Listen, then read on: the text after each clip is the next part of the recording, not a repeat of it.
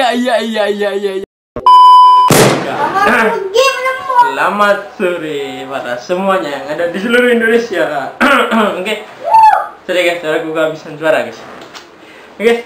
Assalamualaikum warahmatullahi wabarakatuh guys. Kembali lagi bersama saya di channel Teguh Daily Vlog. Oke.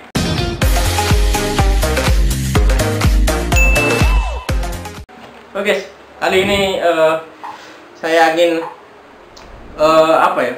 sedikit membuat konten ya gitu, tentang hukuman-hukuman tersadis yang ada di dunia ini. Tapi hukuman zaman dulu ya.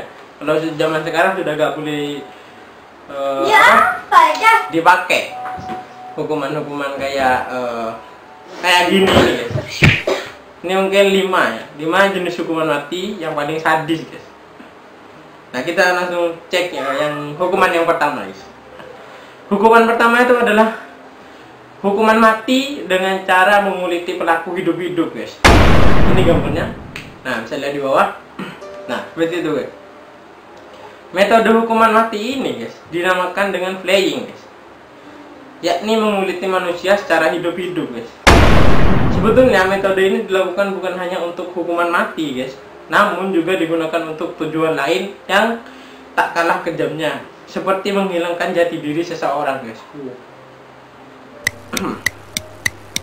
Nah, kita kan nggak bisa ngebayangin ya kalau dikuliti hidup-hidup itu rasanya gimana guys.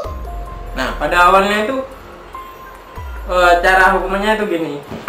Kulit bagian dada akan disayat dengan pisau, dan pelan-pelan bagian kulit lainnya juga akan dilepaskan daging guys. Nah, dagingnya juga dianu guys, maksudnya apa? Diiris juga. Nah, hukuman ini guys dilakukan tanpa obat bius guys, dan pelaku kejahatan tetap dibiarkan hidup guys. Sangat sadis ya guys. Yang kedua ini guys adalah lynching guys. Nah, lynching ini adalah hukuman mati yang tersadis yang pernah diterapkan di negara Tiongkok. Nah, pada zaman dinasti Tang di tahun 600 hingga 700 Masehi ya. Bahkan hukuman mati ini guys juga pernah dilakukan pada tahun 1905, dan itu adalah tahun terakhirnya guys bagi hukuman ini guys. Nah, dan faktanya ya guys, lynching ini memang menghukum pelaku kejahatan dan pengkhianat negara dengan cara menggantung pelaku di tempat umum ya guys, sambil dilihat banyak orang mungkin ya. Dan tubuh pelaku akan diiris dengan pisau sedikit demi sedikit guys. Sama kayak berarti yang pertama nih guys. Hingga akhirnya pelaku itu mati perlahan-lahan guys, akibat kekurangan darah itu guys. Nah, yang ketiga nih guys. Ini adalah hanged, drown, and quartered. Nah, ini mungkin dari Inggris ya, dari Eropa guys. Nah, hukuman ini guys mengacu pada hukuman gantung, tarik, dan membagi tubuh menjadi 4 bagian guys. Nah, hukuman mati ini guys pernah diterapkan di Inggris pada 1283 silam guys, bagi siapa saja yang terbukti melakukan kejahatan paling berat guys.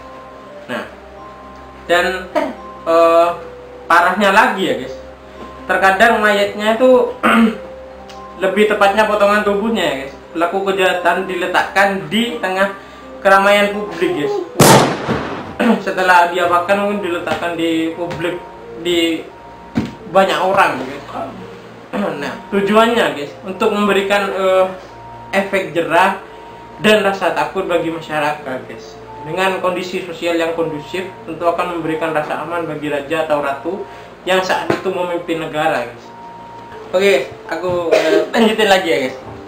Nah, yang keempat ini guys adalah hukuman mati dengan cara digergaji guys.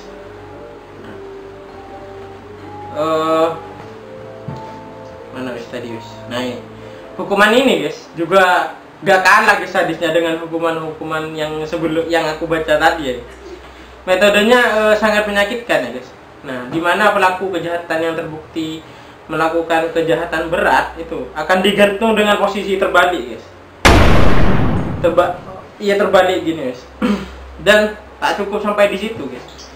Nah, yang motong ini guys adalah seorang Algojo guys.